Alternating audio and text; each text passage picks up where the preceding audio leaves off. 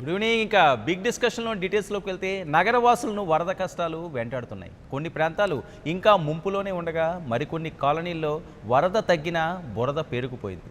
కాలనీలో ఎటు చూసినా పేరుకుపోయిన వ్యర్థాలతో దుర్గంధాలు వెదజల్లుతున్నాయి. మరికొన్ని ప్రాంతాల్లో రహదారులు కుంగి గుంతలు ఏర్పడుతున్నాయి. ఇవాళ తెల్లవారుజామున 3 గంటలకు ప్రారంభమైన వర్షం అరగంట పాటు పడింది. ఇప్పటికే చిగురుటాకులా వణిగిపోతున్న హైదరాబాద్ నగర ప్రజలను ఈ వర్షం మరింత భయాందోళనకు గురిచేసింది.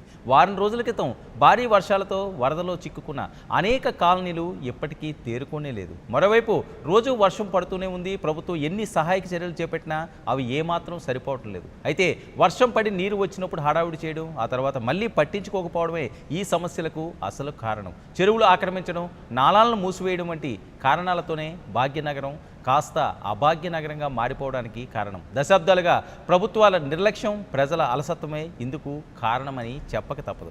హైదరాబాద్ నగరానికి ఈ దుస్థితి తప్పాలంటే ఏం చేయాలి? ఇదే అంశంపై ఈనాటి బిగ్ డిస్కషన్ కొనసాగిద్దాం. మనతో పాటుగా చర్చలో పాల్గొంటున్నారు అద్దంకి దయాకర్ గారు, కాంగ్రెస్ అధికార ప్రతినిధి మనతో పాటుగా లైవ్లో జాయిన్ అయ్యారు. శ్రీధర్ రెడ్డి గారు, బీజేపీ అధికార ప్రతినిధి కూడా మనతో పాటుగా లైవ్లో అందుబాటులో ఉన్నారు.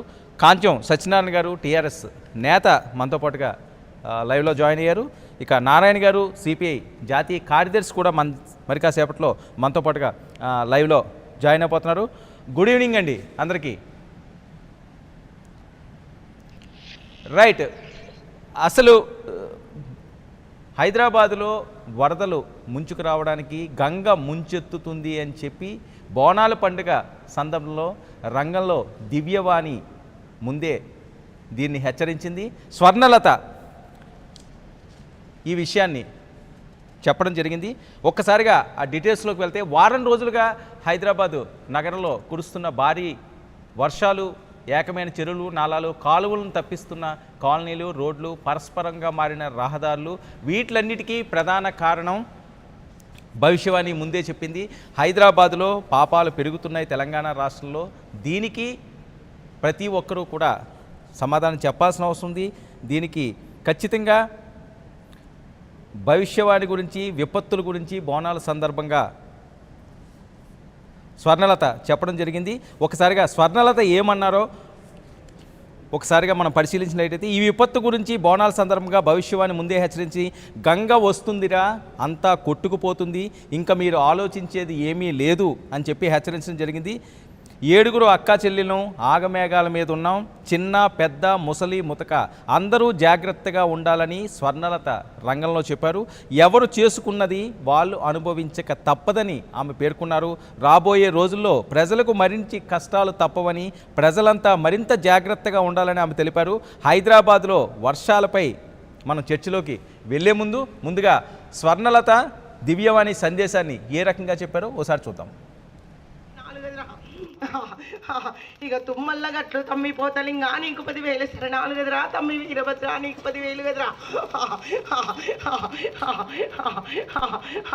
ఇక సుక్కల పర్వతం సూర్మానుగుండు కొమరవెల్లి మల్లు కోటి దండాలు తమ్మి, ఇక ఇలవేని మల్లు వలె వాటగాడ నీకు 10,000 శరణాలు కదరా. ఇక నా 7 అక్క చెల్లెండ్లకు 10,000 శరణాలు బిడ్డ. ఇక 33 కోట్ల ముని రాజులకు నా యొక్క 10,000 శరణాలు, 30 కోట్ల దేవతలకు నా యొక్క 10,000 శరణాలు, సురా 30 కోట్ల దేవస్థానానికి నా యొక్క 10,000 శరణాలు.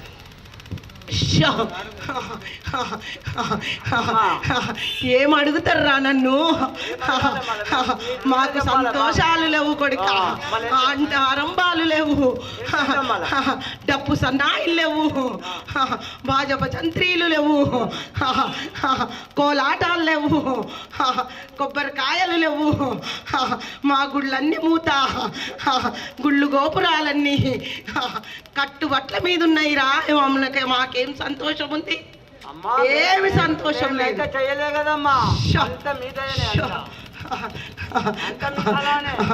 చూడురా, భూలోకంలో పుట్టింది మాయలది, మాయ పుట్టిందిరా. ఈ మాయను ధర్మడానికి చూడు కొడుక, గంగ కొట్టుకొస్తుంది, గంగ వస్తుందిరా, అంత కొట్టుకపోనీకి వస్తుంది. ఇక మీరు ఆలోచించేది లేదు, నేను చెప్పేది లేదు. 7 అక్క చెల్లెళ్ళము ఆగ మేఘాల మీద ఉన్నాం కొడుక, ఈడికి ఊరి విల్లు గావించినట్టు ఎవ్వరం సంతోషం గలేంరా. ఇప్పటి వరకు జరిగింది మర్చిపోండి అమ్మా. ఇప్పుడైనా అందరినీ మంచిగా చూసు. ఏం మంచిగా చూస్తాం రా, పాపాలు ఎక్కువైనాయి కొడుక. ముక్కు పచ్చలు వారమాను చూడు బిడ్డ, ఈడికి మాన బంగాలు మచ్చ తోరణాలు, ఈడికి చూడు బిడ్డ తల్లిని కాకుండా పిల్లనైతుండ్రు, పిల్లని కాకుండా తల్లినైతుండ్రు. ఈడికి ఆ పాపం ముంచుకొచ్చింది కొడుక. ఈడికి మహమ్మారితోని ఈడికి అంతమంచించబోతుంది. ఇక ఆరంభమైంది కొడుక, అంతానికే ఉన్నది. ఎప్పటి వరకు అమ్మా ఇది? చెప్తున్నా కదరా, గంగ పొంగి పొరిలినప్పుడు మొత్తం గంగొచ్చి కొట్టుకపోయినాకనే ఇది అంత పోతుంది. అప్పటిదాకా పోదు చూడు కొడుక. ఇంకొక ఆపత వస్తుంది. తల్లి నువ్వు ఎందుకు చెప్పలేదని రేపు అనగలవు. ఈడికి ఉరివిల్లు గావించినట్టు పిల్ల పాప పెద్ద మగ అందరు జాగ్రత్తగా ఉండాలి కొడుక. ఈ 3 నెలల్లో మళ్ళా మీకు కడరాని జాతర వస్తుంది, అది మీరు భరించుకోలేకపోతారు. ఇక రైట్, ఇదే పరిస్థితి. స్వర్ణలత భవిష్యవాణిని బోనాల పండుగ సందర్భంగా ఏ రకంగా తమ సందేశాన్ని అందించారో మనం చూసాం. 3 నెలల పాటు అంతా జాగ్రత్తగా ఉండాలి అని చెప్పి హెచ్చరించడం కూడా జరిగింది. గంగ ముంచెత్తుతుంది, పాపాలు పెరుగుతున్నాయి, బాలికల మీద రేపులు జరుగుతున్నాయి, అన్యాయాలు ఎక్కువ జరుగుతున్నాయి. దీని పర్యవసానమే ఈరోజు ప్రజలందరూ కూడా అనుభవిస్తున్నారని చెప్పిన ఈ మాటలకి తెలంగాణ వాసులందరూ కూడా చాలామంది భయాందోళనకు గురయ్యే పరిస్థితి. రైట్, ఇక గత కొన్ని రోజులుగా వర్షాలు ముంచెత్తున్న నేపథ్యంలోని అసలు హైదరాబాద్ నగరానికి ఈ పరిస్థితి ఎందుకు వచ్చింది? విశ్వనగరంగా మహానగరంగా పేర్కొనే హైదరాబాద్ నగరంలో జరుగుతున్న అంశాలేంటి? ఎవరి పాపం ఈరోజు ఇక్కడ ప్రజలకి శాపంగా మారింది? చర్చిద్దాం. శ్రీధర్ రెడ్డి గారు, గుడ్ ఈవినింగ్.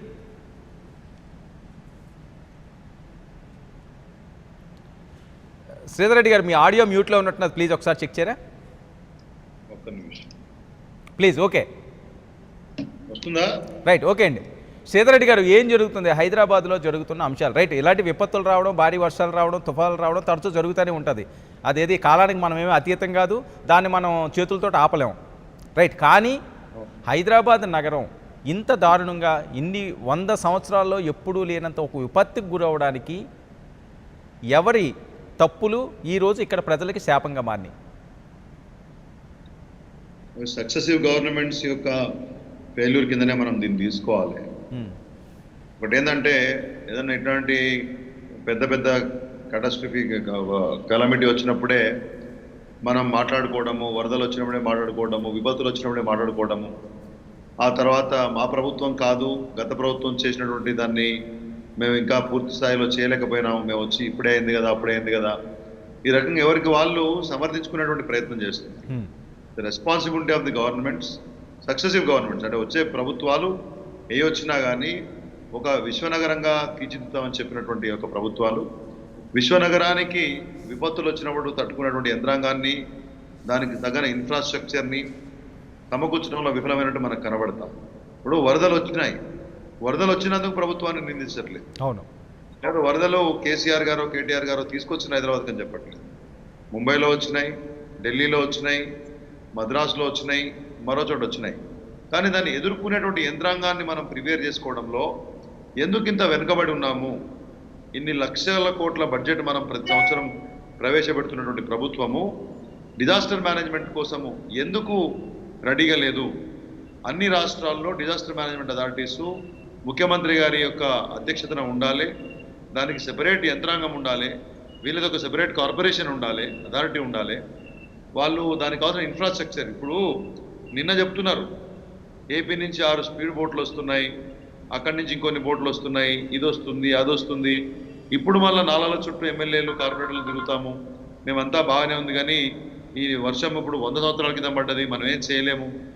100 సంవత్సరాల క్రితం ఈ రకం వర్షం పడ్డప్పుడు 100 సంవత్సరాల్లో కూడా మన నగరాన్ని ఇటువంటి వర్షాలు వస్తే కట్టుకునే స్థాయికి మనం నిర్మించుకోలేదనే విషయం అనేది వాస్తవమే కదా. దానికి ఇవాళ గవర్నమెంటా తర్వాత గవర్నమెంట్ అనేది రెస్పాన్సిబిలిటీ మనం తీర్చాలి. కానీ అట్లీస్ట్ మన దగ్గర ఒక అత్యాధునిక వ్యవస్థ ఇవాళ మెటరాలజికల్ డిపార్ట్మెంట్ రూపంలో మనము వర్షాన్ని ఫోర్కాస్ట్ చేసేటువంటి పరిస్థితులు ఉన్నప్పుడు కూడా ఈ నాలాలు ఆక్రమణకు గురైనప్పుడు, ఎఫ్టీఎల్లో నిర్మాణాలు ప్రముఖుల ఫంక్షన్ హాల్స్ కూడా వచ్చినప్పుడు, ఆక్రమించి బిల్డింగులు కడుతున్నప్పుడు, ఇవన్నీ చేసినప్పుడు యంత్రాంగం ఏం చేస్తుందనే విషయం మీద ఎవరైనా ఎప్పుడు మనం మాట్లాడకుండా ఇవాళ ఎవరికి వాళ్ళే పాసింగ్ ద బక్, అంటే నేను కాదు పలానోళ్ళు అప్పుడు ఇట్లా అయింది ఇప్పుడు ఇట్లా అయింది అని చెప్పేసి. ఇవాళ 35-40 వేల కుటుంబాలు నిరాశ్రయులైనరు, 35-40 మంది చనిపోయినరు అనే విషయాన్ని ప్రభుత్వం చెప్తోంది. ఇంత పెద్ద ఎత్తున నష్టం జరుగుతూ ఉంటే నష్ట నివారణ చర్యలు ఆ స్థాయిలో లేవు. మనం కంటితుడుపు చర్యలు మాత్రమే చేస్తూ ఉన్నాము, మనం ఓన్లీ పోస్ట్ మార్టం చేస్తూ ఉన్నాము, మనం ప్రిపేర్డ్గా లేమనే విషయాన్ని ఇవాళ వ్యవస్థ తెలియజెప్తా ఉంది. ఇవాళ కట్టడి లేకుండా జరిగినటువంటి నిర్మాణాలు, ప్లాన్డ్గా లేకుండా జరిగినటువంటి ఎక్స్పాన్షన్ ఆఫ్ ద సిటీ, ఇవన్నీ కూడా సమన్వయం లేనటువంటి ఒక డిపార్ట్మెంట్లు, ఆ అకౌంటబిలిటీ లేనటువంటి అధికారులు, ఇవాళ జిహెచ్ఎంసీ తీసుకోండి, వాటర్ బోర్డు తీసుకోండి, వీటి మధ్య సమన్వయం యొక్క లేమి ఏదైతే ఉందో మీకు ఇలా క్లియర్గా కనబడతా ఉంది. It is not simple the development ఒకటే కదా మనం వాడాల్సింది. ఇష్టారీతిన జరుగుతున్నటువంటి యొక్క డబ్బు వినియోగం ఏది ఈ ఇన్ఫ్రాస్ట్రక్చర్ డెవలప్మెంట్లో శాఖల మధ్య సమన్వయం లేకుండా ఇవన్నీ కలగలిపి ఇవాళ హైదరాబాద్ నగరాన్ని ఈ పరిస్థితి తీసుకొస్తున్నాయి. ఇవాళ మధ్యాహ్నము నేను suppose to go to Kompally, బయలుదేరదాం టైంలో వర్షం పడింది. ఓన్లీ నేను పోవాల్సింది మెయిన్ రోడ్డు మీద పోయి మళ్ళీ మెయిన్ రోడ్డు మీద రావడమే. రోడ్ పక్కన ఒక ఎస్టాబ్లిష్మెంట్లో ఒక చిన్న మీటింగ్ చేసుకొని రావాలి, దానికి భయపడి ఆగిపోయినా. అంటే హైదరాబాద్ లాంటి నగరంలో ఒక మెయిన్ రోడ్ ప్రధానమైనటువంటి రహదారి గుండా పోయి రహదారి నుంచి రావాల్సిన పరిస్థితికి ఇవాళ మనం లేము, సేఫ్గా లేమనే ఒక ఫీలింగ్ మనం వచ్చినటువంటి పరిస్థితి ఉంది. ఇవాళ నిందారోపణలు చేయడమే నా ఉద్దేశం కాదు. ఓకే, ఇంత పెద్ద క్యాలమిటీ వచ్చినప్పుడు 100 సంవత్సరాల క్రితమే ఐఎమ్ రిపీటింగ్ వచ్చింది అన్నప్పుడు 100 సంవత్సరాల తర్వాత వస్తుంది కదా ఏదో ఒక రోజు. రైట్, ఆ స్థాయికి నగరాన్ని మనం ప్రిపేర్డ్గా పెట్టుకోలేదనే విషయాన్ని మాత్రం చెప్పక తప్పదనేది నా ఉద్దేశం. రైట్. అద్దంకి దయాకర్ గారు, కాంగ్రెస్ అధికార ప్రతినిధి కూడా మనతో పాటుగా లైవ్లో జాయిన్ అయ్యారు. దయాకర్ గారు, గుడ్ ఈవినింగ్ అండి. వర్మ గారు, గుడ్ ఈవినింగ్. దయాకర్ గారు, ఎలా చూడాల్సింది హైదరాబాద్లో జరుగుతున్న అంశాలు? ఈరోజు ప్రజలందరూ కూడా ప్రాణాలు అరచేతిలో పెట్టుకుని బిక్కుబిక్కుమంటూ వేలాది మంది బతకాల్సిన పరిస్థితి, రోడ్ల మీదకి రావాలంటే ఆచితూచి అడుగేయాల్సిన దుస్థితి. ఇలాంటి విశ్వనగరంలో ఈ పరిస్థితికి రావడానికి కారణాలు ఏంటి? అందులో మీ పాత్ర కూడా ఉందని చెప్పి ప్రతిపక్షాలు ఉన్నాయండి, కొంతమంది వ్యాఖ్యానించే పరిస్థితి. ఎందుకంటే మీరు ఇంతకుముందు పాలించారు కాబట్టి. ఏమైనా ఉందా అలాంటి? ఒకటి మీకు కొత్తగా అనిపించింది ఏంటంటే అమ్మవారి పలుకు. అయితే ముందు మామూలుగా కేసీఆర్ గారికి ఏమంటారు నమ్మకాలు బాగా ఎక్కువగా ఉన్న వ్యక్తి. నాకు తెలిసి బీజేపీ కూడా చేయని యాగాలు చేసిన చరిత్ర ఉంది. అయితే నేనేమంటున్నా, మరి అమ్మ పలికినా కూడా కేసీఆర్కి అర్థం కాదు. అమ్మ పలుకుడు కూడా ఉత్తదేనా ఇప్పుడు? అంటే దేవతలను కూడా ఏమైనా రాజకీయాల కొరకే వాడుకుంటుందా అని నాకు అనుమానం వస్తుంది. ఎందుకంటే మామూలుగా మనము రంగం అందరం వింటాం, హైదరాబాదే కాదు 2 తెలుగు రాష్ట్రాలు కూడా ఒక నమ్మకం ఏంటంటే అమ్మ చెప్తే కొంత వాస్తవం ఉంటుందని చెప్పి కొన్ని టెక్నికల్గా కూడా చెప్పింది. తల్లులు కాని వాళ్ళే తల్లులు అవుతున్నారు తర్వాత అని కూడా చెప్పింది. అది మంచిగా అనిపించింది నాకు. కానీ మరి ఈయన ఇంత సీరియస్గా తీసుకునే వ్యక్తి దీని మీద ఎందుకు ఆలోచించలేదు అనేది నా ప్రశ్న. ఒకటైతే సరే, ఇంతకుముందు శ్రీధర్ రెడ్డి గారు అన్నట్టు ఇది మాత్రం యాక్ట్ ఆఫ్ ది గాడ్, మీకు 30 సెంటీమీటర్లు వస్తుందని ఊహించలేదు. ఊహించకపోయినా అమ్మ ముందే చెప్పింది. అమ్మ కంటే ముందు వాతావరణ శాఖ కూడా పలికింది. అమ్మ మాదిరిగానే వాతావరణ శాఖ కూడా పలికింది. దానికి మరి వాళ్ళు ఎందుకు స్పందించలేదు అని అంటే గత ప్రభుత్వాల మీద వేస్తే ఇంతకంటే ఎక్కువ ఏం లేదు. తెలంగాణ వచ్చినాక మన హైదరాబాద్ మన తెలంగాణలోనే ఉందా లేదా? ఇక్కడ ఎవరన్నా ఇంకా ఆంధ్ర పాలకులను నిందించడానికి ఇంకెవరన్నా ఉన్నారా? ఇప్పుడు ఈ 2 టెన్యూర్లు కూడా ఇప్పుడు గత ప్రభుత్వాలంటే చంద్రబాబు నాయుడు గారిని జగన్ గారు అనొచ్చు, లేకపోతే అంతకంటే ముందు మీ అయ్య పాలించిందని చెప్పి రాజశేఖర రెడ్డి గారిని చంద్రబాబు గారు అనొచ్చు. కానీ తెలంగాణ వచ్చిన ఈ 6 సంవత్సరాల్లో అన్ని పలికే, హైదరాబాద్ ఎందుకు ఉలికే? మరి దానికి ఎవరు సమాధానం చెప్పాలి? కాళేశ్వరం లాంటి ఆర్టిఫిషియల్ ఒక ఎత్తిపోతల పథకాన్ని 80,000 కోట్లతో కట్టి ఆకాశ గంగను మరి హైదరాబాద్ వరకు మరలించి, హైదరాబాద్ ఏంది గోదావరి బేసిన్ వరకు కూడా మరలించిన వ్యక్తులు మరి హైదరాబాద్లో ఎందుకు చేయలేకపోయినది ఒక చర్చ అయితే, అదేమో ముందస్తుగా ప్రికాషన్స్ తీసుకోలేదు. అది ఒకవైపు. ఇప్పుడు వచ్చిన తర్వాత కూడా వరదలు వచ్చిన తర్వాత కూడా ఇప్పటికీ కూడా రెస్క్యూ టీమ్స్ ఏం చేస్తున్నాయి? ఇప్పటికీ ప్రజల కష్టాలనే ఉన్నారు. మీరు పునరావాస కేంద్రాలు కావచ్చు, లేకపోతే ఏది ఇండ్లలో నిలిచిన నీళ్ళని ఎత్తిపోసే ప్రక్రియ కావచ్చు, లేదంటే మురుగులు తీసేసే ప్రక్రియ కావచ్చు, అవసరమైన వారికి ఫుడ్ ఇచ్చే అంశంలో కావచ్చు, ఓన్లీ ప్రచారం చేస్తున్నారు. పొద్దుగాల ఒక మిత్రుడు ఒక టీవీ ఛానల్లో వచ్చిండు, ఎట్లా చేస్తున్నాడు నువ్వు రా, నువ్వు ఛాలెంజ్ నేను చూపిస్తారా నాకు హైదరాబాద్లో అన్నాడు మా దానమన్న. ఫోన్లు చేస్తూ ఉంటే ఎత్తలేదు.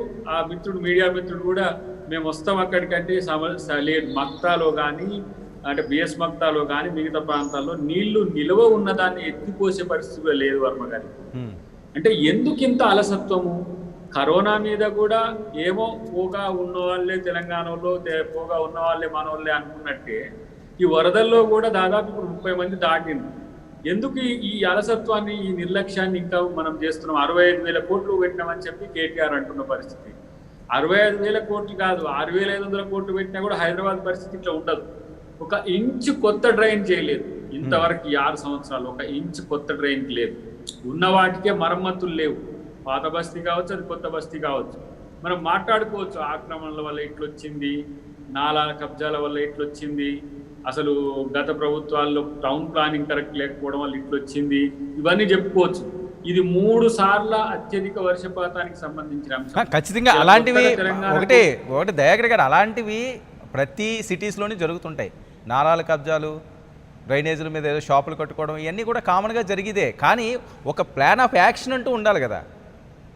కాదు, ఈ 3 వరదలు వచ్చినాయి కదా మనకు 2014 తర్వాత 3 పెద్ద వరదలు వచ్చినాయి. దాని నుంచి మనం నేర్చుకున్న గుణపాఠం ఏంటి? దీనికి చెప్పండి. సరే, గత ప్రభుత్వాలకు చెప్పడానికి ఇప్పుడు ఎవరు రాజశేఖర రెడ్డి గారు లేరు, చంద్రబాబు నాయుడు గారు అటు వెళ్ళిపోయింది. కానీ మనం ఈ 6 సంవత్సరాల్లో వచ్చిన అతిపెద్ద 3 వరదలు ఏం పాఠాలు నేర్చుకునేవి, వెన్నిస్ నగరాన్ని తలపించేలా ఉన్నాయని మనమే విమర్శలు చేసినాం. ఈ 3 నెలల కాలంలో కూడా మీరు చూస్తే వర్షాకాలం కంటే ముందు నుంచి కూడా అందరు చెప్తున్నది ఏంటంటే ఈసారి వర్షం వస్తే తట్టుకునేది తక్కువ, కష్టం అనేది. ఇంకొకటి ఏంటి, ఇప్పుడు లానినా ఎఫెక్ట్ ఉంటుంది అనేది వరల్డ్ వైడ్గా ఒక హెచ్చరిక. ఎందుకు? మీరు వాతావరణం అంతా కూడా ఓజోన్ పొర మళ్ళీ పుంజుకున్న తర్వాత ప్రకృతి తన యొక్క ఏమంటాము శక్తిని పెంచుకున్నది. ఇలాంటప్పుడు ఎక్కువ అవకాశాలు ఉంటాయి. హైదరాబాద్ లాంటి ప్రాంతంలో ఫ్లూయిడ్స్ ఎక్కువైతే, ఆమ్లాలు ఈ కంపెనీస్ ద్వారా పైకి పోతే అక్కడ ఎక్కువ వర్షపాతాలు పడతాయి. అడవి ప్రాంతంలో ఎక్కువ వర్షపాతాలు పడతాయి. అడవిలో వర్షపాతం పడితే నేలకోత ఉంటుంది, సమస్య చెట్టు కూరడం ఉంటుంది. కానీ ఇక్కడ మనుషులు కూలుతున్నారు, ఇళ్ళు కూలుతున్నాయి, పట్టణం నాశనం అవుతున్నది. ఇక్కడ 1.5 జనాభాకు సంబంధించిన అంశంలో 3.5 కోట్లలో 1.5 హైదరాబాద్ చుట్టుపక్కల 60 కిలోమీటర్ల రేడియస్లో ఉంటున్న ప్రాంతంలో ప్రభుత్వం యొక్క తీరు, అలా గ్రేటర్ హైదరాబాద్ ఎన్నికలు ఉన్నా కూడా ఎందుకు లేదో నాకు అర్థం కాలేదు. ఇప్పటికి కూడా వాళ్ళు ప్రతిపక్షాలు ఎప్పటితో ఇంకొక విషయం దయాకర్ గారు, ఎప్పటితో ఇక ఆగలేదు. మరొక 3-4 రోజులు భారీ వర్షాలు కురిసే అవకాశం ఉందని చెప్తున్నారు. ముఖ్యంగా తెలంగాణ ప్రాంతంలో ఒక హెవీ క్లౌడ్ ప్యాచ్ ఇక్కడ ఉంది. దాని ప్రభావంతో ఇంకా ఎక్కువ వర్షాలు కురిసే అవకాశం ఉంటుంది. ఆంధ్రాలో చాలా వరకు కూడా వర్షాలు లేవు. విశాఖపట్నం ఎక్కడైతే వాతావరణ శాఖకు సంబంధించిన వాళ్ళు ప్రభుత్వానికి ఇచ్చే రిపోర్టు కాకుండా మామూలుగా హెచ్చరిక చేసేటప్పుడు కొన్ని ఇంట్స్ ఇస్తారట. మనకు బే ఆఫ్ బెంగాల్ నుంచి రాని, అరేబియా నుంచి రాని, హిందూ నుంచి రాని తుఫాను ఎక్కడి నుంచి వచ్చినా కూడా ఇప్పుడు తెలుగు రాష్ట్రాలకు ఇంపాక్ట్ ఉంటుంది. రైట్ సైడ్ నుంచి అయినా, లెఫ్ట్ సైడ్ నుంచి అయినా. ఇప్పుడు అబ్నార్మల్గా వచ్చేటప్పుడు ఇంకా ఎక్కువ జాగ్రత్తలు తీసుకోవాలని చెప్పకనే చెప్పినట్టుగా చెప్తున్నారు. రూరల్ తెలంగాణ అయితే పంట నష్టం, అది వేరే చర్చ ఉంది. పంట నష్టం ఉంది, రైతులు చాలా ఇబ్బందులు ఎదుర్కొంటున్నారు. పత్తి పోయింది, వరి పోయింది, పంటలన్నీ కూడా నేలపాలై. ఇప్పుడు మీరు వరి మిషన్ మీరు చూస్తారు సోషల్ మీడియాలో, వరి మిషన్ పెడితే నీళ్ళు వస్తున్నాయి బయటికి. అంటే పరిస్థితి ఎంత ఘోరంగా ఉందో చెప్పలేము. ఒకవైపు కరోనా కాలంలో రైతులు, ప్రజలంతా కష్టాలు ఎదుర్కోవడమే కాకుండా ఇప్పుడు దీంట్లో దాదాపు 20 లక్షల మంది ఎఫెక్ట్ అవుతున్నారు. దీంతో 10,000 రూపాయలు ఎక్స్గ్రేషియా అని చెప్పింది. 10,000 కాదు, నష్టపోయిన కుటుంబాలకు 1,00,000 రూపాయలు ఇవ్వండి, నష్టం లేదు. ఎన్నికల్లో మనము నష్టం జరుగుతుందేమో, రాజకీయంగా మాకు నష్టం జరుగుతుందేమో లేదు. ప్రజలు నష్టపోయినారు, కష్టాల్లో ఉన్నారు. ప్రజల సొమ్మును ప్రజలకు పంచడానికి మనకేం భేషజాలకు పోవాల్సిన అవసరం లేదు. ఓట్లకు పంచడానికి లేని మనకు ఏమంటాము సిగ్గన్నాను, ఇంకేమన్నాను. మరి ఇక్కడ ఎందుకు ప్రజలు చస్తుంటే కాపాడుకోవడానికి దగ్గర ఎందుకు ఈ సమస్య? వెంటనే ప్రభుత్వం స్పందించాల్సిన అవసరం ఉంది. ఓకే, మనతో పాటుగా టీఆర్ఎస్ నేత కాంచి సత్యనారాయణ గారు కూడా జాయిన్ అయ్యారు. కాంచి గారు, గుడ్ ఈవినింగ్.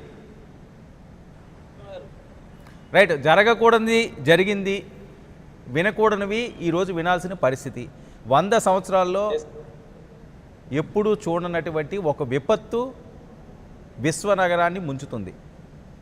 దీనికి ఒక ఈ తప్పప్పులు ఎవరైతే అవ్వచ్చు, గత పాలకులదా లేకపోతే ఇప్పుడు పాలకులదా పక్కన పెడితే, ఇంతకుముందు 2004 నుంచి టీఆర్ఎస్ పార్టీ అధికారం చేపట్టిన తర్వాత ఇలాంటి విపత్తులు వచ్చినాయి. సో ఎందుకే ముందస్తు జాగ్రత్తలు తీసుకోలేకపోతున్నారు? డ్రైనేజీ వ్యవస్థ ఎప్పుడో నిజాం కాలం నాటి డ్రైనేజీ వ్యవస్థ ఇప్పటికీ కొనసాగుతుందని చెప్పి చాలామంది మాట్లాడే పరిస్థితి. అలాంటి పరిస్థితి ఈ నగరానికి ఎందుకు వచ్చింది? ఇందులో ఉన్న లోపాలు ఏంటి? ప్లీజ్. డ్రైనేజీ విషయంలో మాత్రం అది కొంచెం బాధాకరమైనటువంటి విషయమే. ఈరోజు దాదాపు 30 మంది పైన చనిపోవడం కూడా అది విపత్తు ఏం చేయలేని పరిస్థితిలో ఈరోజు ఉన్నటువంటి పరిస్థితి మనం చూస్తున్నాం. రంగం విషయానికి వస్తే దివ్యవాణి చెప్పినటువంటి విషయంలో రైట్ మా దయాకర్ చెప్పిండు. కేసీఆర్ గారికి అపారమైనటువంటి నమ్మకాలు, జ్యోతిషాలు, యాగాల మీద ఉన్నటువంటి ఉంది. దాంట్లో కొంత అలసత్వం మీద లేకపోతే మరి ఎందుకు దాన్ని సీరియస్నెస్ తీసుకోలేదో తెలియదు. కానీ జరిగినటువంటి విపత్తులో ఈరోజు ప్రతిపక్షాలను నిందించడం కోసమో లేకపోతే పాలకపక్షమనో లేకపోతే ఇంకేదన్నో కానీ అందరం కూడా కలిసికట్టుగా ఈ జరిగినటువంటి విపత్తులు ఎదుర్కోవడంలో ముందుండాల్సినటువంటి అవసరం ఉంది. సరే, ప్రభుత్వానికి ఒక యంత్రాంగం ఉంటుంది కాబట్టి ప్రభుత్వ యంత్రాంగం ద్వారా మ్యాక్సిమం చేయాల్సిన కాడికి ఈరోజు అయితే చేస్తున్నారు. దాదాపు 540 ఇండ్లు కూడా గుర్తించారు ఇంకా డిమాలిజ్ చేయడం కోసం. ఒక 60 ఇండ్లు ఈ 2-3 రోజులలో 60 ఇండ్లు ఆ ఆక్రమణకు ఉన్నటువంటి దాన్ని కూడా కొట్టడం జరిగింది, తీసేయడం జరిగింది. మరి అలాగే ఈరోజు ఆ 10,000 రూపాయల సాయం కింద ఈరోజు మా మున్సిపల్ శాఖ మంత్రులు కేటీఆర్ గారు దాదాపు ఒక ఎల్బీనా నియోజకవర్గంలో 400 మందికి ఇప్పటి వరకు ఇంకా జరుగుతుంది ఆ ప్రోగ్రామ్. సరే, అంటే ఈ 10,000 రూపాయలతో ఏదో జరుగుతుంది కాదు, అంటే అట్లీస్ట్ భరోసా ప్రభుత్వం నుండి ఒక భరోసా కల్పించింది. అలాగే విపత్తు విషయంలో మనం ఎన్ని మాట్లాడుకున్నా కానీ మన దగ్గర ఉన్నంత ఫోర్స్ అయితే లేనటువంటి పరిస్థితి. 30 సెంటీమీటర్స్కు సరిపోయేంత ఫోర్స్ ఎస్టాబ్లిష్మెంట్ లేదు. ఇంతకు శ్రీధర్ అన్నారు, ఐ థింక్ శ్రీధర్ అన్నట్టు ముఖ్యమంత్రి గారి ఆధ్వర్యంలో ఉండాల్సినటువంటి డిజాస్టర్ మేనేజ్మెంట్లో మనం ఫెయిల్యూర్ అండి. సరే, డిజాస్టర్ మేనేజ్మెంట్లో మనకి ఎప్పుడు కూడా తెలంగాణకి ఇంత వర్షపాతం వస్తుందని ఎక్స్పెక్టేషన్ లేదు కాబట్టి దాని మీద కొంత అధికారులు ఫీడ్బ్యాక్ ఇవ్వకపోవచ్చు, నెగ్లిజెన్స్ ఉండొచ్చు, వాట్ ఎవర్ అది జరిగింది, ప్రాణ నష్టం అయితే జరిగింది. దాన్ని కోల్పోలేనటువంటి పరిస్థితిలో ఈరోజు యావత్ తెలంగాణ ప్రజలు ఉన్నాం. ప్రజలుగా మనం ప్రజల భాగస్వాములుగా సాధ్యమైనంత వరకు ఇళ్లలో ఉండడం కోసం ఉండాల్సినటువంటి పరిస్థితి. ఈ విపత్తుని అందరం కూడా ఇక్కడ పార్టీలకు అతీతంగా, అంటే ఇంతకుముందు దాకా చెప్పింది కూడా ఆ మాట, డబ్బులు ఎన్ని ఇస్తామనేది ప్రతిపక్షాలకు లేకపోతే ఇప్పుడు ఎలక్షన్స్ ఉన్నాయని కాదు, దాని మీద కాకుండా కూడా రిలీఫ్ ఫండ్ విషయాలు కూడా అందుకే సీరియస్గా తీసుకొని ఆ రిలీఫ్ ఫండ్ని అనౌన్స్ చేయడం కూడా కేసీఆర్ గారు, కేటీఆర్ గారు తీసుకున్న దానికి అందరం కూడా పబ్లిక్ సరే ఎంతో కొంత భరోసా కల్పిస్తున్న విషయాన్ని మనం గుర్తుంచుకోవాల్సి ఉంటుంది. ఇక ఆక్రమణలు, నార్త్ ఆక్రమణలు మనం ఎందుకు కట్టలేదు, ఈ 60 ఏళ్ళ కట్టాల్సిన దాన్ని ఆ రోజు ముఖ్యమంత్రి విశ్వేశ్వరయ్య గారు ఇచ్చినటువంటి డిజైన్, ఆ డిజైన్ ఇంతవరకు మార్చకపోవడం కూడా కొంతవరకు అది అంటే జిహెచ్ఎంసీ అధికారులు మరి ఎక్కడ మిస్ మ్యాచ్ అయిందనేది తెలియదు. కానీ ఈ పాటికి కొత్త డ్రైనేజ్ సిస్టమ్ అనేది మొత్తం ఎస్టాబ్లిష్మెంట్ అవుతున్నటువంటి క్రమంలో ఇంకా డ్రైనేజ్ సిస్టమ్ని బాగుపరచుకోవాల్సినటువంటి అవసరం ఉన్నది. ఇప్పటికైనా మనం ప్రభుత్వంగా దాన్ని మేల్కొనే దాంట్లో ముందుంటామని. అంటే కాంచింగ్ గారు, ఓకే, ప్రభుత్వం ఊహించలేదు, ఊహించిన ఓ విపత్తే వచ్చి పడింది అనుకుందాం. కానీ వచ్చిన తర్వాతన్నా జరుగుతున్నప్పుడు దీని మీద చర్యలు కూడా పూర్తి స్థాయిలో చేయటం లేదన్నది ప్రధానంగా వస్తున్న విమర్శలు. ఎందుకంటే చాలామంది ప్రాణాలు కోల్పోతున్నారు. ఇప్పటికీ కొన్ని అపార్ట్మెంట్లలోని వాటర్ బయటికి వెళ్ళడం లేదు, నాలాల్లోని బయటికి వెళ్ళడం లేదు. సో ఇప్పటికన్నా అలర్ట్ అవ్వాల్సిన అవసరం ఉంది కదా, బయటికి అవుట్ ఫ్లో ఉండాలి కదా వాటర్, అది కూడా ఎందుకు చేయలేకపోతున్నారు? ఎక్కడో ఒక్క దగ్గర చేయలేనంత మాత్రాన్ని చేయలేదు అని అంటే తప్పది. 24/7 ఇటు అధికారులు కానివ్వండి, ప్రభుత్వం కానివ్వండి, ప్రభుత్వ యంత్రాంగం కానీ సీరియస్గా 24/7 పనిచేస్తారు. పనిచేసే క్రమంలో మనం ఇప్పుడు వాళ్ళని అని వాళ్ళ యొక్క మనోభావాలు దెబ్బతీసుడు తప్ప ఏం లేదు. గవర్నమెంట్కి సంబంధించినటువంటి ప్రతి ఆఫీసర్ కావచ్చు, జిహెచ్ఎంసీకి సంబంధించిన ప్రతి ఒక్కరు, డిజాస్టర్ మేనేజ్మెంట్కి సంబంధించిన వాళ్ళు కూడా వాళ్ళ ఉన్న శక్తి యుక్తులను పెట్టి 24/7 పనిచేస్తున్నారు. దాన్ని మనం అప్రిషియేట్ చేయాలి తప్ప ఈ సందర్భంలో వాళ్ళు పని చేయట్లేరు, వీళ్ళు పని చేయట్లేరు అనడం కాదు. ఎందుకంటే ఇమ్మీడియట్గా చేసేటువంటి ప్రక్రియ కాదు, ఒక 1 వీక్ పడుతుంది కనీసం. ఇప్పుడు అక్కడ ఉన్నటువంటి బురదను తీయాలంటే 1 వారం పడుతుంది. ఆ గుంటల్లోకి వెళ్ళి నీళ్ళు తోడాలంటే కూడా ఆ గల్ఫర్ మిషన్స్ ఎంతవరకు ఉన్నాయో అంతవరకు తీసుకొచ్చి పనిచేస్తున్నారు. దాంతోపాటు ఇప్పుడు ఏపీకి వెళ్ళి కూడా స్పీడ్ బోట్లు ఎందుకు తీసుకొస్తున్నారంటే దానికోసమే కదా. ప్రభుత్వ యంత్రాంగం పూర్తి స్థాయిలో పనిచేస్తుంది. ఎక్కడో దగ్గర ఇంకా అందుబాటులో రాకపోవడము, లేకపోతే ఎలక్ట్రిసిటీ విషయంలో కూడా కొంత నెగ్లిజెన్స్ ఉందని అయితే మేము అనుకోవట్లేదు. దాన్ని సీరియస్ గా పనిచేస్తున్నటువంటి నేపథ్యాన్ని మనం చూడాలి తప్ప ప్రతిదాన్ని మనం ఆఫీసర్ల మీదకి రుద్దేటువంటి పరిస్థితి ఉంది. Right. ఇప్పుడు మనం ఈ కష్టకాలంలో ఈ విపత్తు సమయంలో నిందారోపణలు చేయడం కంటే కలిసికట్టుగా పనిచేస్తే బాగుంటుంది. యాజ్ ఎ ప్రజలుగా ఒక సోషల్ కాజ్. ఓకే అండి, రైట్. మనతో పాటుగా సిపిఐ నారాయణ గారు కూడా జాయిన్ అయ్యారు. నారాయణ గారు నమస్తే అండి. నమస్తే నమస్తే అందరూ నమస్కారం. రైట్, నారాయణ గారు ఎలా చూడాల్సి ఉంది? అసలు ఊహించని ఒక విపత్తు ఈరోజు హైదరాబాద్ మహానగరాన్ని ముంచెత్తుంది. ఎంతోమంది ప్రాణాలు కోల్పోతున్నారు, వేలాది మంది నిరాశ్రయులయ్యారు. దీనికి అంటే ఎవరు నిందించుకున్నా జరిగిన అంశం జరుగుతుంది. కానీ ఇంతకుముందే ఇలాంటి పరిస్థితులు ఏర్పడినప్పుడు ప్రభుత్వాలు చిత్తశుద్ధితో దీని మీద ఒక ప్రణాళిక సిద్ధం చేసుకుంటే ఇలాంటి పరిణామాలు ఉండవు, ఎలాంటి విపత్తునన్నా ఎదుర్కోవచ్చు అని మాట్లాడే పరిస్థితి. హైదరాబాద్ నగరం గురించి మీకు బాగా తెలుసు. ఇక్కడ జరిగిన తప్పులేంటి, ప్రజలు ఈరోజు ఇలాంటి దుస్థితికి లో ఉండడానికి కారకులు ఎవరు? ఈరోజు నిజమే కొండపోతగా వర్షం పడింది. దాదాపు 32 TMC వర్షం పడితే తట్టుకోవడం కష్టం అవుతుంది. అది కేటీఆర్ కూడా దేవుడు మాకు చెప్పకపోయాడు ముందే, చెప్పుంటే బాగుండదు అనుకున్నా అని చెప్తున్నాడు. ఇది సహజం, అది ప్రకృతి వైపరీత్యం. కానీ ఉన్న పడంగా జరిగింది అని చెప్పి చెప్తున్నాను. దాదాపుగా 1912లో అంటే నిజాం 7వ నిజాంను పొగిడేవాళ్ళు ఇప్పుడు టీఆర్ఎస్ వాళ్ళు నిజాంను పొగుడుతున్నారు. మరి ఆ నిజాం చేసినటువంటి పట్టణాభివృద్ధి సంస్థ 1912 పెట్టారు. తర్వాత ఈ సిటీ డ్రైనేజ్ సంబంధించి 1926లో పెట్టారు. ఫిరంగి నాల వికారాబాద్ నుంచి ఇబ్రహీంపట్నం దాకా నాలా ఉంది కాలం, అది ఇబ్రహీంపట్నం చెరువు నిండాలి. ఇవన్నీ మొత్తం పూడిపోయినాయి. నేనే స్వయంగా సర్వే చేశాను, పాదయాత్ర చేశాను. అడిగిపోతే ఎక్కువ ఎంఐఎం ప్రభావిత ప్రాంతాలు మొత్తం దురాకులకు గురైంది. ఒకనాడు ఎంఐఎం బీజేపీ డి అంటే డి అనేటువంటి బలం ఉంది అక్కడ. బీజేపీ కూడా ఆక్రమించుకున్నారు. అయితే ఇప్పుడు బీజేపీ అక్కడ లేరు, బలహీనపడ్డారు కాబట్టి ఆయన వాళ్ళు కూడా ఉన్నారు. ఇప్పుడేమైంది, ఏ పార్టీ ఉన్నవాడిని టీఆర్ఎస్ తీసుకొస్తున్నాడు. ఇప్పుడు అందరూ ఏ పార్టీలో ఉండే వాళ్ళంతా టీఆర్ఎస్ అయిపోయారు అందరూ. కాబట్టి అధికార పార్టీలో ఉండే వాళ్ళే మొత్తం ఆక్రమించుకున్నారు.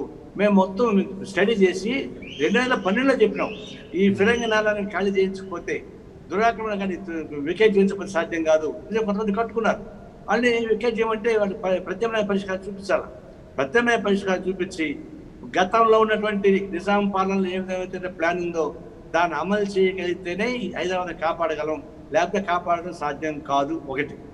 రెండవది, ఇప్పుడు సడన్గా వచ్చినట్టున్నారు ఏమంటే భూదాన ఉద్యమాలు ఆక్రమించిన ఇంజనీరింగ్ కాలేజ్ కట్టుకున్నారు. ఇప్పుడు ఆయన మీసారా ఆయన ఉన్నాడు, ఇంజనీరింగ్ కాలేజ్ కట్టుకొని పేరు ఏదో ఉంది, టీడీపీ చేరినాడు టీఆర్ఎస్లో. ఆయన గోడ అడ్డం కట్టేశాడు, అది పగిలిపోతే సరూర్ నగర్లో ఆ ఇళ్ళంతా కొట్టుకుపోతా ఉన్నాయి. ఈ విధంగా భూదాన భూములు, గవర్నమెంట్ భూములు ఆక్రమించి కట్టుకోవడం ఉన్నారు, కాలువలు ఆక్రమించి కట్టుకొని ఉన్నారు, మూసీ నది ఆక్రమించి కట్టుకొని ఉన్నారు. వీటిని పరిష్కారం చేయమని కోరుతా ఉన్నాం. రెండవది, ఇప్పుడు 10,000 రూపాయలు ఇస్తా ఉన్నారు. 10,000 రూపాయలు ఇవ్వడం మంచిదే, కానీ అంటే హైదరాబాద్లోనే వర్షం పడిందా, తెలంగాణ ప్రాంతంలో పడలేదా? తెలంగాణ ప్రాంతం పైతులు కొట్టుకుపోతున్నాయి కదా, నోటికాడు కూడిపోయింది, వరి మొత్తం మునిగిపోయింది, పత్తి మునిగిపోయింది, మొత్తం గందరగోళం అయిపోయింది. తర్వాత వరంగల్ లాంటి సిటీస్ మొత్తం కొట్టుకుపోతా ఉన్నాయి. తర్వాత పంటలంతా పోయినాయి, గుడిసెలు పోతా ఉన్నాయి. వాళ్ళు కనపడలేదు, వీళ్ళకి హైదరాబాద్ కనిపించిందా? అంటే ఎన్నికలు రాబోతున్నాయి కాబట్టి ఎన్నికల కోసం తాయిలాగా 10,000 రూపాయలు ఇస్తా ఉన్నారు, 1,00,000 రూపాయలు ఇళ్ళకి ఇస్తున్నారు. అంటే వరదల్లో కూడా ఓట్ల కక్కుర్తి పడాల్సిన అవసరం ఉందా అని. అందులో టీఆర్ఎస్ బలంగా ఉంది కదా, మరి ఓట్ల కోసం కక్కుర్తి పడాల్సిన అవసరం వచ్చింది. అందులో ఇట్లాంటివి మేము తీవ్రంగా ఖండిస్తున్నాం. ఇంకొకటి, కేంద్ర ప్రభుత్వం అడగండి, ఇది నేషనల్ విపత్తుగా చూడాలా. బీజేపీ నాయకుడు అక్కడే ఉన్నాడు. జాతీయ విపత్తుగా దీన్ని గుర్తించి కేంద్ర ప్రభుత్వం కూడా సహాయం చేయాల్సిన అవసరం ఉంది. ఆ విషయంలో రాష్ట్ర ప్రభుత్వం ఇంకా అడగడం లేదు. మరి బీజేపీ వాళ్ళు కూడా ముందుకు వచ్చి జాతీయ విపత్తుగా గుర్తించి కేంద్రం గురించి ఏర్పాటు చేయమని చెప్పండి. ఈ విషయంలో ఈ వికెట్ చేయలేకపోతున్నాం మేము అని ఒక మంత్రి చెప్తా ఉన్నాడు. మేము ప్రతిపక్షాలను బయటకు వస్తే ఆందోళన బయట రానియడం లేదు. 4:30 గంటలకే నన్ను హౌస్ అరెస్ట్ చేశారు. అన్ని రాజకీయ పార్టీలని బయట రానియకుండా నిర్బంధించేటువంటి శక్తి ఉన్న టీఆర్ఎస్ ఆక్రమణ తొలగించడానికి శక్తి లేదా అంటే మీరు ఉద్దేశపూర్వకంగా చేయదలుచుకోలేదు. అందువల్ల ఇది ప్రభుత్వం యొక్క చిత్తశుద్ధికి ఇది పరిష్కారంగా ఈ ఎల్లవలు వస్తూ ఉన్నాయి. దీన్ని కేవలం ఇది మ్యాన్ మేడ్ మిస్టేక్స్, దైవాధీనంగా వచ్చింది కాదు. వర్షం దైవాధీనంగా రావచ్చు, కానీ ఈ మిస్టేక్స్ అంతా కూడా మ్యాన్ మేడ్ మిస్టేక్ గాను టీఆర్ఎస్ ప్రభుత్వం మిస్టేక్ అని చూస్తూ ఉన్నాం. రైట్. శ్రీధర్ గారు కేంద్రం కూడా ఇది జాతీయ విపత్తుగా ప్రకటించాల్సిన అవసరం ఉంది, హైదరాబాద్ లో తెలంగాణ ప్రాంతాన్ని ఆదుకోవాల్సిన పరిస్థితి ఉంది అని చెప్పి మాట్లాడే పరిస్థితి. మీ బీజేపీ పెద్దలు ఎవరైనా దీని మీద మాట్లాడడం జరిగిందా? మీరు ఏమైనా రిపోర్ట్ ఏమైనా ఇచ్చారా? కిషన్ రెడ్డి గారు లాస్ట్ టైం హైదరాబాద్ నగరంలో పర్యటించినప్పుడు రేపు కూడా వస్తున్నారు, వారు చాలా క్లియర్గా చెప్పారు కేంద్రం నుంచి బృందాలు వస్తాయి, ప్రత్యేక బృందాలు.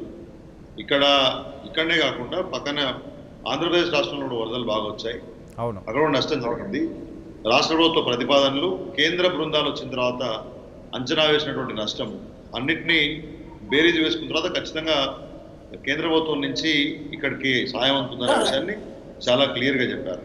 దీన్ని జాతీయ విపత్తుగా ప్రకటించాలా లేదా అనేది దానికి డిజాస్టర్ మేనేజ్మెంట్లో ఉండే రూల్స్కి అనుగుణంగా ఉంటే, లాస్ ఇంటెన్సిటీ ఆఫ్ లాస్ అంత మేరకు ఉంటే ఖచ్చితంగా కేంద్ర ప్రభుత్వం దానికి అనుగుణమైనటువంటి సహాయం చేస్తుంది, దాన్ని ప్రకటిస్తుంది, దాంట్లో ఎటువంటి సందేహం లేదు.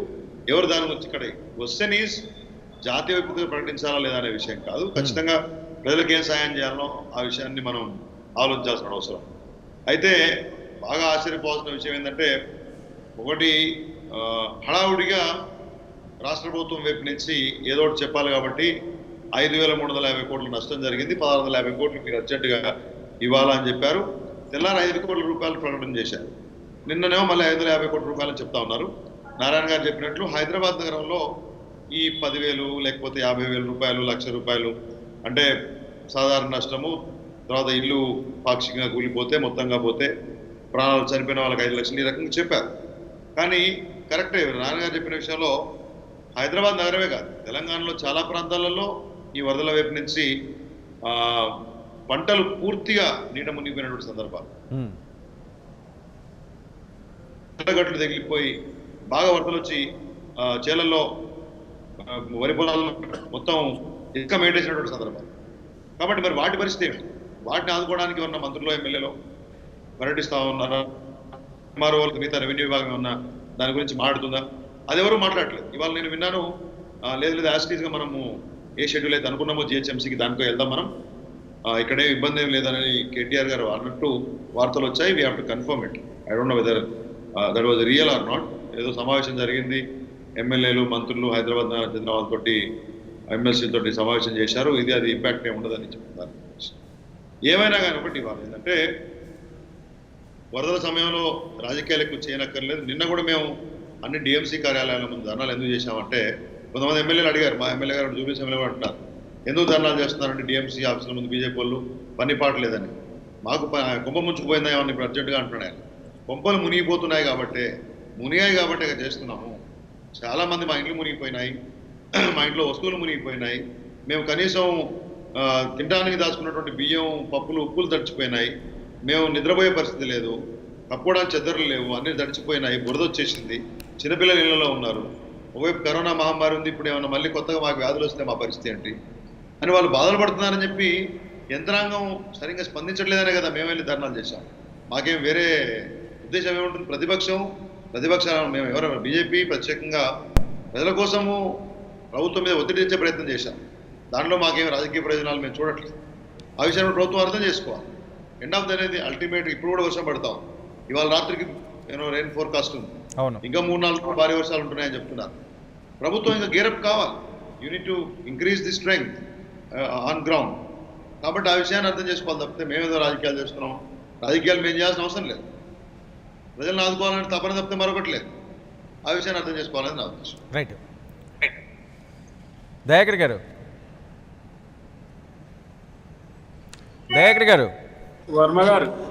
గారు టీఆర్ఎస్ ప్రభుత్వం పూర్తి సన్నద్ధంగా ఉంది, ప్రతి ఒక్కరూ 24/7 వర్క్ చేస్తున్నారు, కావాలని చెప్పి బురద చల్లే కార్యక్రమం ఈ బురద టైంలో చెయ్యొద్దు అని చెప్పి మాట్లాడే పరిస్థితి. మీరు బయట చూస్తున్నప్పుడు వాస్తవ పరిస్థితులు ఎలాగ ఉన్నాయి? ఇప్పుడు టీఆర్ఎస్ పార్టీ అన్నందుకో, కేసీఆర్ అన్నందుకో, ఇంకెవరో అన్నందుకో ప్రజాస్వామ్యంలో ప్రశ్నించకుండానో, అడగకుండానో, నిలదీయకుండానో ఉండరు. వాళ్ళు చెప్పుకుంటే ప్రజలు వాళ్ళనే తూచండి. ఇలా ప్రజలు కష్టాల్లో ఉంటే బురద రాజకీయాలు చేస్తుంది ఎవరండి? ఇలా మీరు ఒక్కొక్క ప్రాంతంలో కనీసం 4-5 మోటార్లు పెట్టి వాటి మొత్తం వాటర్ అంతా కూడా బయటకు పోయేటట్టు చేయాలి. ఎందుకు? మళ్ళీ ఇప్పుడు వర్షం వచ్చింది మళ్ళా నింతది, మళ్ళీ రేపు వర్షం వస్తుంది మళ్ళా నింతది. ఇప్పుడు 30 సెంటీమీటర్లది కొన్ని ప్రాంతాల్లో వచ్చింది, కానీ ఎప్పుడు కన్సిస్టెంట్గా 10-11 సెంటీమీటర్లు వచ్చే ప్రాంతం ఉంది. ఆ ప్రాంతాల్లో లోతట్టు ప్రాంతాలు ఉన్నాయి. వాటికి సంబంధించిన అంశంలో వాళ్ళ దగ్గర ఒక పిక్చర్ లేదు. ఇప్పుడు గుడ్డెద్దు చెల్లబడ్డట్టు ఇష్టం వచ్చినట్టు పని చేసుకుంటూ పోవడం కాదు. ఎక్కడ ప్రమాద తీవ్రత ఎక్కడ ఉంది, ఎక్కడ పరిస్థితులు తీవ్రంగా ఉన్నాయి, ఎలాంటి సహకారాలు అందించాలన్న దగ్గర ఇప్పుడు వాళ్ళ యొక్క 5-6 టీవీలు ఉన్నాయి కాబట్టి తెలంగాణలో కూడా ఏం వరద ముప్పు లేదు, తెలంగాణ రూరల్ తెలంగాణలో కూడా ఏం సమస్య లేదని చెప్పుకోవడానికి ప్రయత్నం చేస్తాయి. ఆల్మోస్ట్ ఆల్ వాళ్ళైతే ఈ చర్చలు కూడా ఇప్పుడు వాళ్ళ టీవీలు పెట్టట్లేవు. సరే, అది వేరే విషయం. టీవీలు చర్చలు పెట్టాలి, వాళ్ళు ఏదో మాట్లాడినట్టు ఉండాలనేది కాదు. ప్రజలకు సమస్య పరిష్కారం కావాలి. అధికారులు ఒకవేళ కనుక మీరు నిజంగానే పనిచేస్తున్న మీ డైరెక్షన్లో అని అంటే ఇంకా ఈ సమస్యలు కొనసాగుతున్నాయని మీరే ఎందుకు చెప్తున్నారు? మేమైతే మీరు మా పార్టీ కాదు, మీరు మాకు ఒత్తాసు పలకాల్సిన అవసరం లేదు. కొన్ని మీడియా సంస్థలు ఉన్నాయి, కొన్ని ప్రజల పక్షాన పోరాడుతున్నాయి. సరే, ప్రభుత్వానికి వ్యతిరేకం అనుకుంటున్నాయి అనుకుందాం. లేకపోతే ఇలాంటి వాళ్ళ రిపోర్ట్స్ అయినా తీసుకోవడానికి ఎందుకు ప్రయత్నం చేయట్లేరు? ఒకటి, వరద తగ్గింది, సమస్యలు తగ్గినాయి అని చెప్పుకోవాలని చూస్తే మా కాచెంకు మరి ఈ టీవీ చూసిన వాళ్ళే తిడతారు. పాల ప్రాంతంలోని ఎల్బీనగర్లోని. ఎందుకు ఈ మాట అంటున్నంటే, మాకు వచ్చే ఫోన్లు ఇక చూడు, ఇప్పుడు నేను ఇది ఇప్పుడు చేసే ఫోను ఇది చాంద్రాయన్ గుట్ట ప్రాంతం నుంచి నీ దగ్గర నిలువ దగ్గర. ఇప్పుడు నేను ఈ ఫోన్లో మీరు మాట్లాడుతున్నప్పుడు చూసిన సార్, ఒక్క 10,000 ఉంటే మీరు మాకు పేటిఎం చేయగలరా? పోనీ 5,000 మేము మాకు తిండికి లేకుండా ఉన్నామని చెప్పి ఈ ఫోన్ నెంబర్ ఇప్పుడు మీకు చెప్పమంటే కూడా చెప్తా. చాలా కష్టాల్లో ఉన్న మా కుటుంబం ఇట్ట ఉందని చెప్పి మాకు ఫోన్లు వస్తే ఇక మరి ప్రభుత్వానికి ఎందుకు రావండి? మీరు ప్రభుత్వం అంటే మనుషులు కారా అండి? నాకు అర్థం కాదు. 9100821987 9100821987 కాచం గారి వీరికి ఫోన్ చేయండి. 1 minute అండి. ఏం కష్టం ఉంది నాయన? వాళ్ళు ఎందుకు పీసీఆర్ 1 minute అండి. పీసీఆర్ ఒకసారి ఈ నెంబర్ వీలైతే లైన్ తీసుకోరా ఫోన్ కాల్లో. 9100 ఏంటి ప్రాబ్లమ్స్ అని 1 minute అండి. దయాకర్ గారు ఏమంటున్నా, నేను పాస్ చేస్తాను. వెయిట్ 1 minute మనం తీసుకుందాం. 9100821987 ప్లీజ్ వీలైతే ఒకసారి ఆయన లైన్లో తీసుకోండి ప్లీజ్. దయాకర్ గారు మాట్లాడండి మీరు. వీళ్ళకి ఇప్పుడు నేను కొంతమంది చెప్పుకోలేని వాళ్ళు ఉంటారు సార్. కొంతమంది ఎట్లా ఉంటదంటే, అవును, ఈ కరోనా కాలంలో ఉద్యోగాలు పోయినాయి, ప్రైవేట్ ఎంప్లాయీస్ లేరు, ప్రైవేట్ టీచర్లు లేరు, ఆటోలు దొరుకుంటే వాళ్ళకి బిజినెస్ లేదు. దయాకర్ గారు కరోనా కష్టం కూడా మీరు నిజంగా కూడా మీరు దేవుళ్ళే అవుతారు. ఆ అమ్మ పలికింది మీ వైపే వస్తుంది. ఓకే దయాకర్ గారు పట్టుకోండి. దయాకర్ గారు ఆయన పేరు చెప్పగలరా? మీరు ఫోన్ నెంబర్ ఇచ్చిన పేరు చెప్పలేదు. పేరు చెప్పలేదు. No problem. మాట్లాడుతున్నట్లా. ఓకే ప్లీజ్ గారు ప్లీజ్ కాంచన్ గారు మాట్లాడండి. నేను మాట్లాడుతున్నా దాంతో. Okay please right. Speaker on చేయండి వీలైతే. ఫ్రాంచైజ్ ఎక్కడ నుండి మాట్లాడుతున్నారు? దిల్షునగర్ నుండి.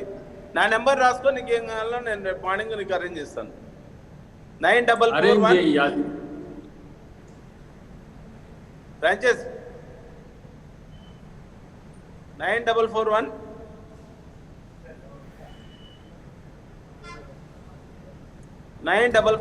22429.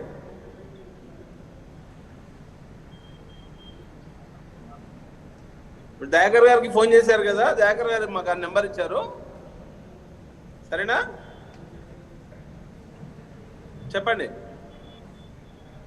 9441 ఇట్లా 1000 రూపాయలకు 2000కు వర్మ గారు నంబరు నేను అది చెప్పడానికి లేదండి. తప్పదు ఇలాంటి పరిస్థితుల్లో కరోనా టైంలో కూడా అలాగే జరిగింది చాలా మందికి. మనము నా ఉద్దేశం ఏంటంటే, మీరు ఒక ఓపెన్ కాల్ది ఒకటి వరద బాధితులకు ఈ పేదలకు సంబంధించి పెట్టండి. అవును, కనీసము జ్వరం వస్తే చూపించుకోవడానికి వీలు లేని పరిస్థితి ఉన్నది. ఎందుకు? ఈ కంటామినేటెడ్ వాటర్ వల్ల ఏమైంది, మన మంచినీళ్ళు మురికి నీళ్లు కలిసి ప్రవహించడం వల్ల మనము కనీసం కాచి వడబోచైనా తాగుతున్నాం, లేదంటే మనం కెన్లీనో ఇంకేదో కంపెనీ తాగుతున్నాం. కానీ ఈ పేదలకు సంబంధించిన అంశంలో చాలా కష్టాలు ఎదుర్కొంటున్నారు. మీరు నేను ఏమంటున్నా, ఈ రిహాబిలిటేషన్ సెంటర్స్ పెట్టండి. ఇప్పుడు మనకు ఆంధ్రప్రదేశ్లో కాక పునరావాస కేంద్రాలు ఎట్లా పెడతామో ఒక 15-20 సెంటర్లు పెట్టండి. కాచం లాంటి వాళ్ళను, కొంచెం సేవా తత్పరత ఉన్న వాళ్ళను అందరినీ కూడా ఇన్ఛార్జిగా వేయండి. అక్కడ అధికారులకు ఫుడ్ పెట్టమనండి, మంచినీళ్ళు అందిపియమండి, దుప్పట్లు ఇవ్వమనండి. అంటే ఇంత తీవ్రత ఉందని చెప్పుకోవడానికి మనం ఎందుకు సిగ్గుపడాలి? మన ప్రజలు కదా కష్టాల్లో ఉన్నది. ఎవరు పాలిస్తుంది పక్కన పెట్టండి. మనకు ఓట్లు వేసిండ్రు, మీకు 150కి 150 ఇచ్చిండ్రు. 3 బీజేపీకి 1 కాంగ్రెస్కు ఉన్నట్టు కార్పొరేటర్. మీకు 24 మంది ఎమ్మెల్యేలు మీ టీఆర్ఎస్ వాళ్ళే ఉన్నారు. వచ్చిండ్రా పోయినరా, సుధీర్ రెడ్డి లాంటి వాడు గెలిచినా మీ పార్టీలకే వచ్చిండు, వదిలేయండి. ఎంపీ 1 మాకు ఉన్నట్టుంది రేవంత్ రెడ్డి గారికి, మిగతా 3 ఎంపీలు మీకే ఉన్నాయి.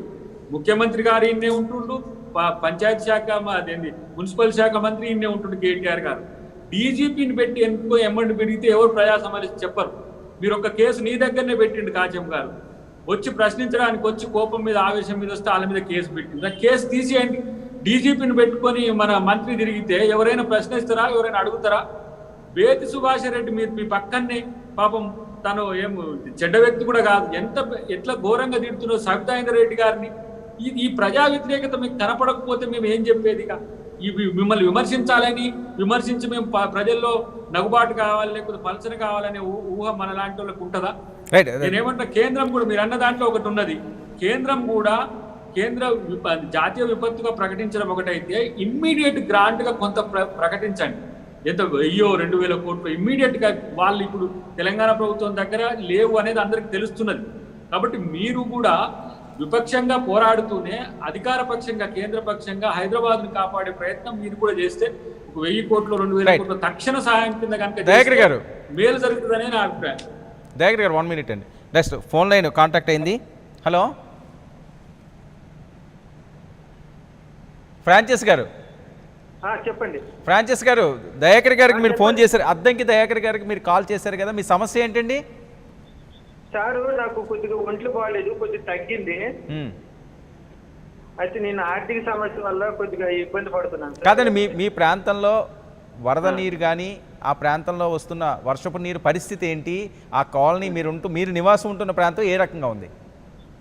ఎక్కడైతే రాజగోపాల్ వస్తే బాగానే ఉంది. తర్వాత రాజగోపాల్ నుంచి మీరుపేట వెళ్తుంటే అక్కడ కొద్దిగా నీరు వస్తుండే, ట్రాఫిక్ ఇప్పుడు ఏం లేదు. అయితే మీరుపేట చెరువు దగ్గర కొద్దిగా ఇబ్బంది ఉందని వార్తలు వస్తున్నాయి. అక్కడ ఏమైనా సహాయక చర్యలు అందుతున్నాయండి? ఎవరైనా అధికారులు కానీ ప్రభుత్వ ఉద్యోగులు ఎవరైనా వస్తున్నారా అక్కడికి, రాజకీయ నాయకులు కానీ? నేను పని పోతున్నాను సార్, ఎవరు వస్తారో ఎవరు అనేది తెలుస్తలేదు. రైట్ అండి, ఓకే. ఫ్రాన్సిస్ గారు, కాంచన్ గారు కూడా మీతో మాట్లాడారు కదా, మీ ప్రాబ్లం ఏంటో ఆయన సాల్వ్ చేస్తారు. రైట్, ఇలాగే ప్రభుత్వ పెద్దలు ఇప్పుడు ఆదుకోవాల్సిన అవసరం ఉంది. ఎందుకంటే కష్టాల్లో ఉన్నప్పుడే మేమున్నామన్న ఒక భరోసా ఇస్తే ఆ కాన్ఫిడెన్స్ వేరుగా ఉంటుంది. ఆ కష్టాన్ని మర్చిపోయే పరిస్థితి ఉంటుంది. కాబట్టి ఆ రకంగానే ప్రభుత్వం ముందుకెళ్లాలని ఆశిద్దాం. కాంచన్ గారు ప్లీజ్.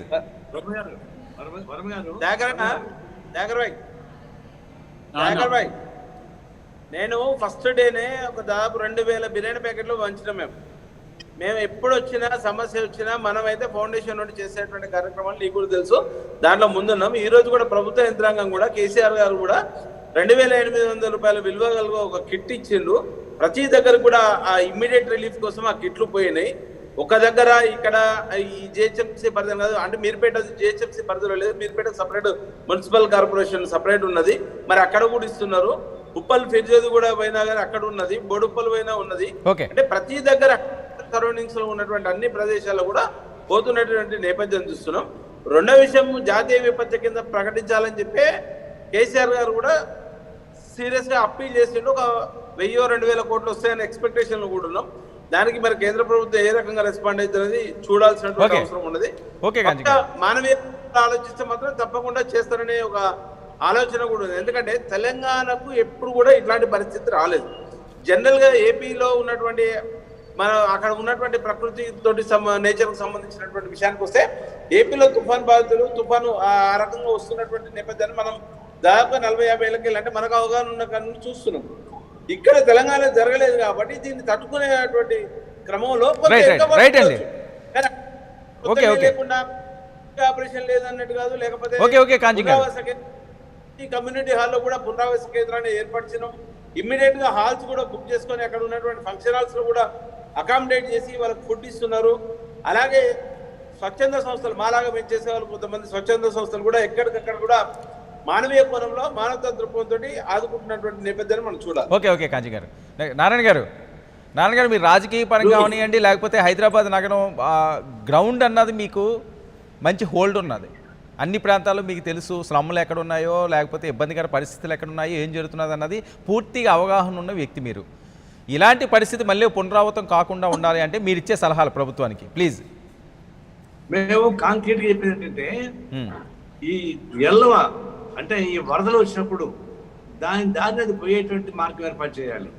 అది ఏర్పాటు చేశారు. నిజాం పాలన ఉన్నప్పుడే దాన్ని ఏర్పాటు చేశారు. ఫిరంగి నాలా ఒకటి ఉంది. వికారాబాద్ అనంతగిరి కొండల నుంచి వచ్చే నీళ్లు చివరికి ఇబ్రహీంపట్నంగా పోతాయి. ఈ నాలాలు మొత్తం మూసుకుపోయినాయి. అవి కానీ సక్రమంగా ఉంటే ఇంత వరద వచ్చినా 10% 20% నష్టం వచ్చిన తప్ప ఇది కాదు.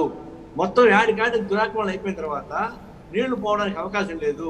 దాదాపు 180 చెరువులు దాకా ఉన్నాయని లెక్క వస్తా ఉంది. ఇప్పుడు చెరువులు ఎక్కడ కనపడలేదు.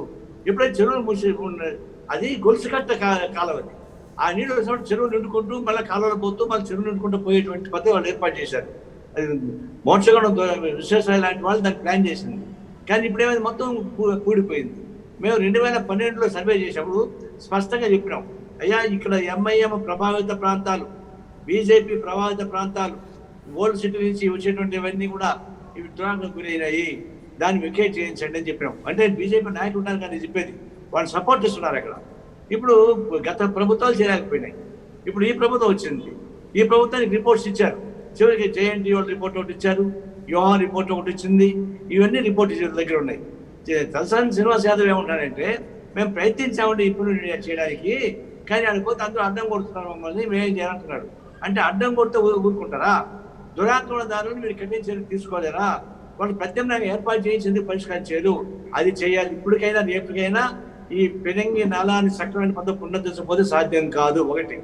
రెండవది, నిజమే అధికారులు మేము తప్పట్లే, అధికారులు పోలీసు వాళ్ళు బాగా పనిచేస్తున్నారు, అధికారులు పనిచేస్తారు. మంత్రులు కూడా ఏంటంటే మంత్రి మార్పులతో మంత్రి పోతున్నారు, ఆ మంత్రి మాట్లాడే సాధ్యం కాదు. ఇప్పుడు పోలీస్ ఆఫీసర్ అక్కడ ఉంటారు ఈ చుట్టుపక్కల, శ్రద్ధాంగా రెడ్డి పోయినా కేటీఆర్ పోయినా వాళ్ళు జనం వస్తారా? వాళ్ళు పోలీస్ ఆఫీసర్ చుట్టుపక్కల ఉంటే అట్లా లాభం లేదు. ఊరికి పోయి ఫోటోలు కొట్టుకొని ఎన్నికలు ప్రచారం చేసుకుంటట్టు పోతుంది. వాస్తవానికి ఆయా వార్డులలో ఇతర రాజకీయ పార్టీ కూడా చొప్పించుకొని కలుపుకొని, రాజకీయ పార్టీ ప్రజల కోసం ఉంటాయి కదా, అటున్నప్పుడు ఆయా ప్రాంతంలో అన్ని రాజకీయ పార్టీలు కలుపుకొని ఆ కార్యక్రమ సహాయం తీసుకొని చేస్తే సక్రమంగా జరుగుతుంది. మీరు ఏ రాజకీయ పార్టీ పట్టించుకోదలుచుకోలేదు, రాజకీయ వ్యవస్థ మీద మీకు నమ్మకం లేదు, కేవలం ప్రభుత్వ అధికారులపై మీకు నమ్మకం ఉంది. ఇట్లా ఉంటే సాధ్యం కాదు. ఇప్పుడు కూడా నేను చెప్పేది ప్రజలపై నమ్మకొని ప్రజాక్షేత్రంగా రావాల్సిందే. ఆ పద్ధతిలో కింద స్థాయిలో సహాయం ఉపయోగపడుతుంది. ఇప్పుడు సహాయం కూడా చేస్తున్నారు. ఏం చేస్తున్నారు? మున్సిపల్ ఎన్నికలు దృష్టి పెట్టుకుని చేస్తారు తప్ప నిజంగా చేస్తాను నేను అనుకోవడం లేదు. ఎందుకంటే తెలంగాణ మొత్తం చేయాలి కదా, ఏం చేయలేకుండా పోతున్నారు. ఇక్కడ ఈ దాదాపు ఓడిపోయిన వాళ్ళు ఏ పద్ధతులు అంతా టీఆర్ఎస్ ముస్లిమ్స్ వచ్చేసారు కాబట్టి వాళ్ళు పోలేకపోతారు. చిత్తశుద్ధితో దురాక్రమణని వికేట్ చేయడానికి మీరు కోరుకోండి. కమ్యూనిస్ట్ పార్టీగా మేము కూడా దగ్గర సపోర్ట్ చేయడానికి సిద్ధంగా ఉన్నామని చెప్తా ఉన్నాం. రైట్. శ్రీధర్ గారు, ఫైనల్గా మీరిచ్చే సలహా.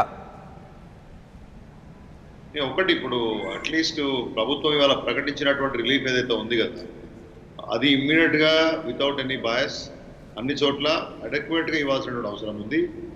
ఈ నాలాల వెంబడి ఆల్మోస్ట్ ప్రతి దగ్గర కూడా ఎంటైర్ హైదరాబాద్ నగరంలో ఈ ఇబ్బంది ఉంది. కాబట్టి అధికార యంత్రాంగం ఇవ్వాలేదో కొంతమంది స్పెషల్ ఆఫీసర్స్ వేశారు. బట్ ఆ స్ట్రెంగ్త్ ఏదో నేను చూసినాను, ఒక కొన్ని 3, 4, 5 ప్రాంతాలకు కలిపి డిప్యూటీ స్థాయి అధికారిని వేశారు. I don't think it is సరిపోద్దని నేను అనుకోవట్లేదు. ఇంకా ఉన్నత స్థాయి అధికార బృందాలని నియమించాలా. వీలైతే పారామిలిటరీ సపోర్ట్ ఇంకా ఎక్స్ట్రా కావాలంటే కూడా సెంట్రల్ గవర్నమెంట్ అడిగి తీసుకోవాల్సిన అవసరం ఉంటుంది. End of the day relief ప్రాపర్గా పోవాలి. ఇంకా 4 రోజులు ఇంకా వర్షాలు ఉన్నాయని చెప్తున్నారు. అది నిజంగా కూడా ఈ 3-4 రోజుల క్రితం ఉన్నటువంటి పరిస్థితి మనం దలుచుకుంటే అది రిపీట్ అవుతుంది అనేటువంటి ఒక భయం ఏమైనా ఉంటే మాత్రం ఇంకింత భయంగా కనబడతా ఉంది. కాబట్టి బేసిక్గా అందరూ అవైలబుల్ ఉండాలి, irrespective of the political parties. ఎవరం కూడా మేమేమి ఇవాళ రాజకీయం చేయాలని అనుకోవట్లేదు. దీంట్లో అందరం కూడా ప్రజలనే ఉన్నాము.